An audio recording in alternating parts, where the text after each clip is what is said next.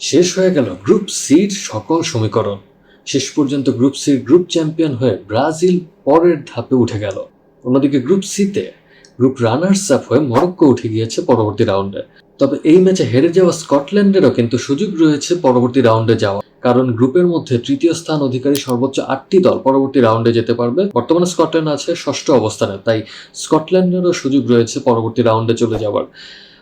শেষ পর্যন্ত 3-0 গোলের জয় নিয়ে কিন্তু ম্যাচটি শেষ করল ব্রাজিল, এবং 3 ম্যাচ শেষে 7 পয়েন্ট নিয়ে ব্রাজিল গ্রুপ চ্যাম্পিয়ন হতে পেরেছে। স্কটল্যান্ডের বিপক্ষে ব্রাজিলের 3টি গোলের 2টি গোলই করেছেন ভিনিসিয়াস জুনিয়র এবং অন্য একটি গোল করেছেন ম্যাথিউস কুনহা। ব্রাজিল দলের জার্সিতে কিন্তু ভিনিসিয়াস জুনিয়র খুব একটা সফল নন যতটা তিনি রিয়াল মাদ্রিদের জার্সিতে। ব্রাজিল দলের হয়ে 49 ম্যাচে মাত্র 9টি গোল ছিল বিশ্বকাপের আগে। শেষ পর্যন্ত এই বিশ্বকাপে ভিনিসিয়াস জুনিয়র কিন্তু দুর্দান্ত ফর্মে আছেন, সেটি তার পরিসংখ্যান দেখলেই বোঝা যাচ্ছে যে ব্রাজিল দলের হয়ে যারা এই বিশ্বকাপে গোল করেছেন এর মধ্যে 3 ম্যাচে 4টি গোল করে ফেলেছেন ভিনিসিয়াস জুনিয়র, অন্যদিকে ম্যাথিউস কুনহা করেছেন 3টি গোল। অন্যদিকে ব্রাজিল সমর্থকদের জন্য খুব খুশির সংবাদ, এই ম্যাচে প্রায় 761 দিন পর ব্রাজিল দলের জার্সিতে মাঠে নেমেছেন ব্রাজিল দলের অন্যতম তারকা নেইমার। আজকের ম্যাচে কার্লো আনচেলত্তি তার একাদশে মাত্র একটি পরিবর্তন আনেন। আসলে পরিবর্তনটি আনতে বাধ্যই হয়েছেন, কারণ রাফিনহা ইনজুরিতে আক্রান্ত। রাফিনহা পুরো ম্যাচে খেলার সুযোগই পাননি, তার জায়গায় সুযোগ পেয়েছিলেন রায়ান। ম্যাচের 7ম মিনিটেই কিন্তু ব্রাজিল দল এগিয়ে যায়। দুর্দান্ত ফর্মে আছেন ভিনিসিয়াস জুনিয়র, এবং সেই ফর্মের কিন্তু ঝলক দেখিয়েছেন তিনি এই ম্যাচেও।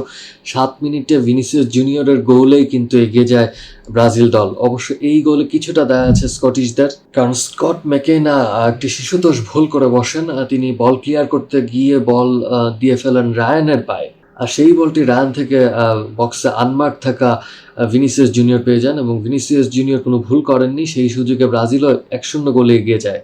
22 মিনিটে ব্রাজিল 2-0 গোলে এগিয়ে যেতে পারত, কিন্তু ভিআর চেকের কারণে ভিনিসিয়াসের সেই গোলটি বাতিল হয়ে যায়। না হলে কিন্তু ভিনিসিয়াস এই ম্যাচে হয়তো হ্যাট্রিকও পেতে পারতেন।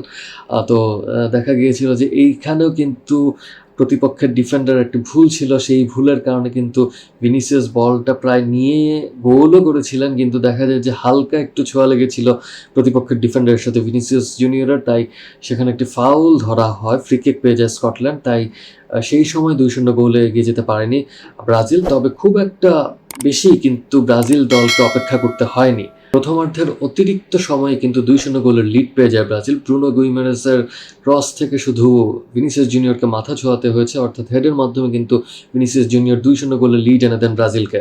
অন্যদিকে অতিরিক্ত সময় 6ষ্ঠ মিনিটে একটি ভুল করে বসেন রায়ান। প্রতিপক্ষ গোলরক্ষককে একা পেয়েও রায়ান কিন্তু সেই সুযোগটি কাজে লাগাতে পারেনি, না হলে কিন্তু প্রথমার্ধেই 3-0 গোলে এগিয়ে যেতে পারত ব্রাজিল। ম্যাচের 60তম মিনিটে ব্রাজিল দলের হয়ে ম্যাথিউস কুনহা এই বিশ্বকাপে নিজের 3য় গোল করেন, যেটি ছিল ব্রাজিলের এই ম্যাচের 3য় গোল। অবশেষে ব্রাজিল সমর্থকদের কিন্তু অপেক্ষার পালা শেষ হয়েছে। প্রায় 761 দিন পর 2023 সালের পর এই প্রথমবারের মতো নেইমার জুনিয়র কিন্তু ব্রাজিলের জার্সিতে আজ প্রথমবারের মতো মাঠে নামলেন। ম্যাচের 76তম মিনিটে নেইমার এই ম্যাচে প্রথমবারের মতো সুযোগ পান। এই বিশ্বকাপে প্রথমবার তিনি পা রাখেন মাঠে, এবং নেইমার কিন্তু তার ঝলকও দেখিয়েছেন। বেশ কয়েকটি আক্রমণ হয়েছে কিন্তু নেইমারের মাধ্যমে, তবে শেষ পর্যন্ত কিন্তু নেইমার কোনো গোলের দেখা বা কোনো অ্যাসিস্টও করতে পারেননি। তবে ব্রাজিল দল কিন্তু শেষ পর্যন্ত 3-0 গোলের জয় নিয়ে মাঠ ছাড়তে পেরেছে, কারণ শেষ পর্যন্ত এই 3-0 গোলের ব্যবধান নিয়ে ব্রাজিল ম্যাচটি শেষ করতে পেরেছে। অন্যদিকে গ্রুপের অপর ম্যাচে মরক্কো 4-2 গোলের ব্যবধানে হাইতিকে হারিয়ে দিয়েছে। এই জয়ের ফলে মরক্কো উঠে গিয়েছে ব্রাজিলের সাথে পরবর্তী রাউন্ডে। শেষ পর্যন্ত মরক্কো কিন্তু এফ গ্রুপে নেদারল্যান্ডসের সাথে মুখোমুখি হওয়ার সম্ভাবনা প্রবল। অন্যদিকে ব্রাজিল দলের এফ গ্রুপের রানার্স আপ দল জাপান, বর্তমানে এফ গ্রুপের রানার্স আপ হিসেবে আছে জাপান, তাদের বিরুদ্ধে এই রাউন্ড অফ 32-তে খেলার কথা রয়েছে। শেষ পর্যন্ত দেখা যাক যে জাপান না সুইডেন কারা মোকাবেলা করে ব্রাজিলের। তবে আশা করি সেই ম্যাচটিও বেশ দুর্দান্ত হবে। সাথে থাকার জন্য ধন্যবাদ। আশা করি আপনারা এই ম্যাচ কেমন লাগলো আপনাদের মন্তব্য জানাতে পারেন। ধন্যবাদ সবাইকে।